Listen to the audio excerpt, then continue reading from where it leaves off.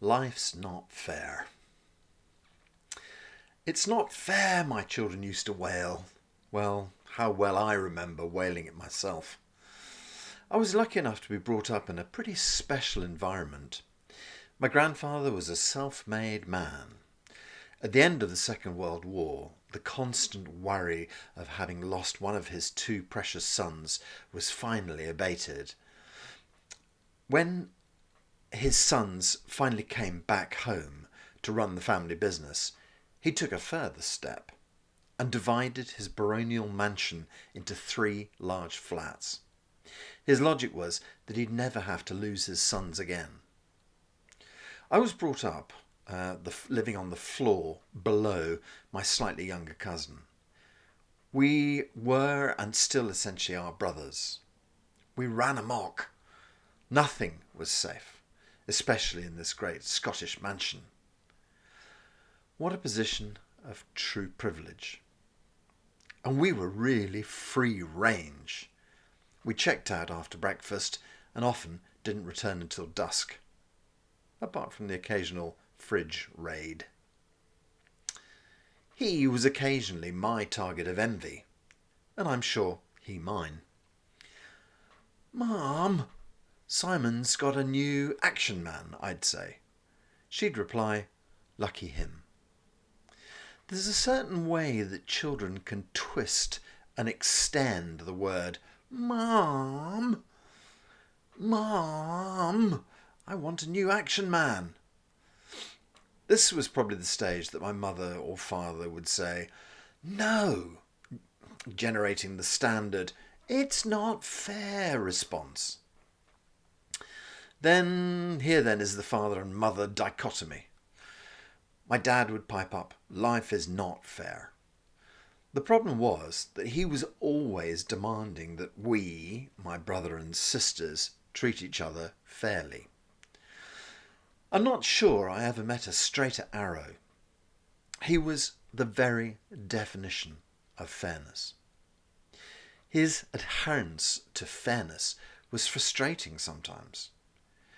If, as a young person, you spotted some sort of shortcut, a way to the front of the queue, a way to get a discount or some preferential treatment, my father would be the first to dissuade you. Just wait your turn. The older you become, the more you see how life is striated. The onion, my favourite analogy, suits well. Layer upon layer upon layer. Nothing is ever a straight line.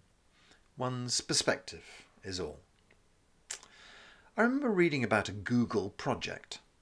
They stored so many people's holiday photos that they were able to drop you out of your own photo, standing in front of Notre Dame de Paris Cathedral, and create a 3D model from millions of tourist snaps. They papered them all together so that you could do a 3D tour of the most famous buildings on Earth. Another recollection is about the Battle of Waterloo.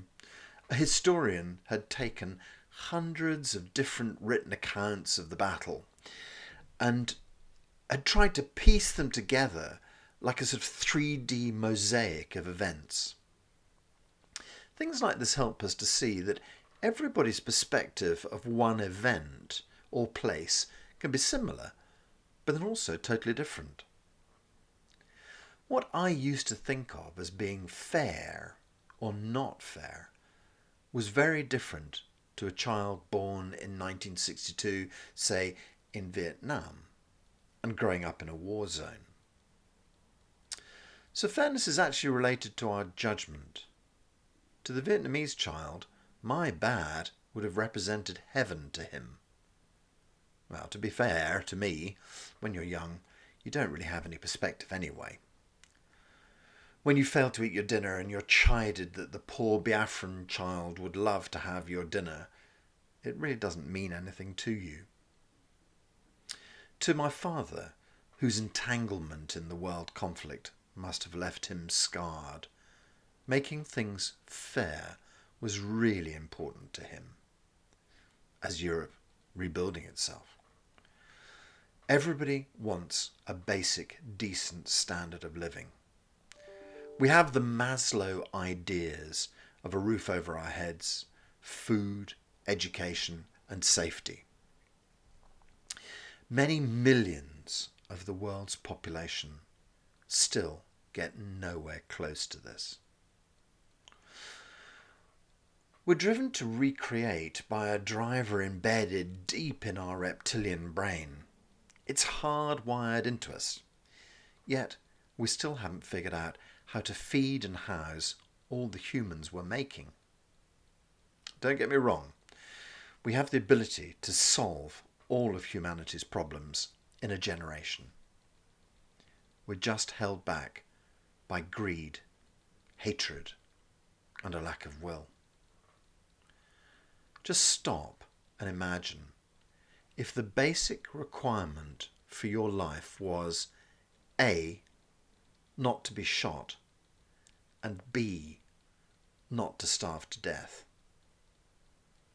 How many millions of people are facing that dilemma at this very moment?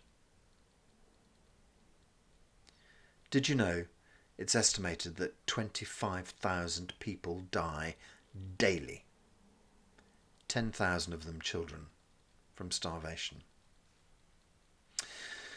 I unfortunately don't know how to cure COVID, but I do know how to cure starvation. It is guesstimated that in the UK we will spend £12 billion on COVID. How many trillions will that be worldwide? Our governments leap into action if they think that they'll get voted out of power at the next election. But turn the other way as children die daily, just not their problem. How many people will pass from COVID in the UK? Probably double the annual flu average. Yeah, it's been a bad year. But not as bad as it is every day of the year in some countries. Will it ever change? Will we ever treat each other fairly? Could we ever agree a baseline for all humans? What would that look like? 2 kids each, a house with fresh water and food, perhaps slight penalties for overpopulation, overconsumption. We'd get there pretty quickly. And perhaps people would vote for 3 children, then we'd try it for a while.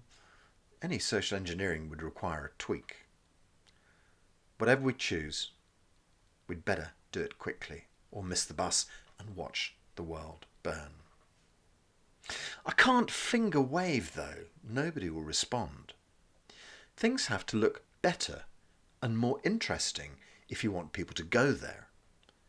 The answer has to be alluring and attractive to people before they'll respond.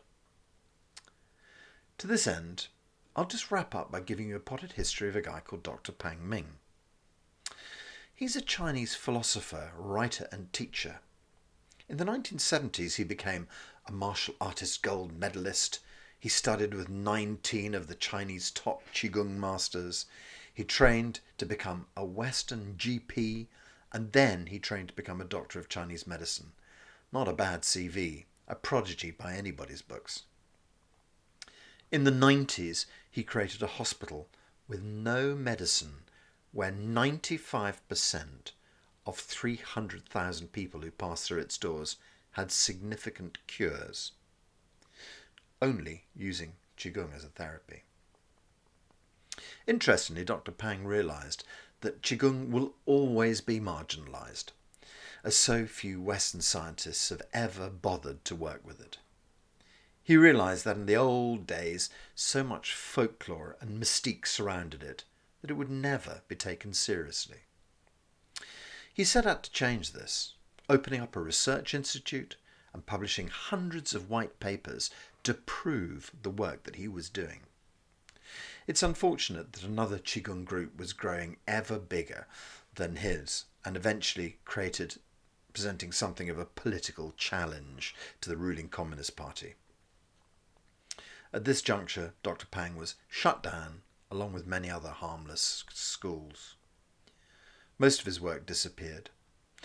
Sadly, the amazing figures we still have are usually classed by our academics as Chinese research and not of a standard that would be accepted in UK universities. Convenient. In order to put these practices into context, it was important for Dr. Pang to provide a scientific working framework for our universe. In the mid-90s, he published a theory called Hunyuan entirety theory, entirety being the key word. It outlined the energetic structure of the universe as a holism.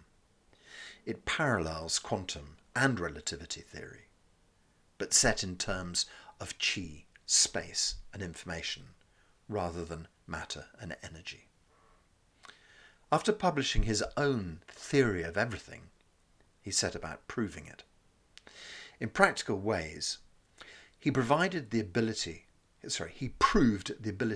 of qi to strengthen structural concrete by 35%, and the ability of practitioners to increase rice yields in one particular strain of rice by 42%.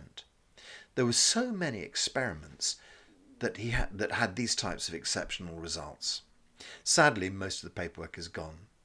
There are still thousands of people who will tell you directly of their personal involvement and experience of this work.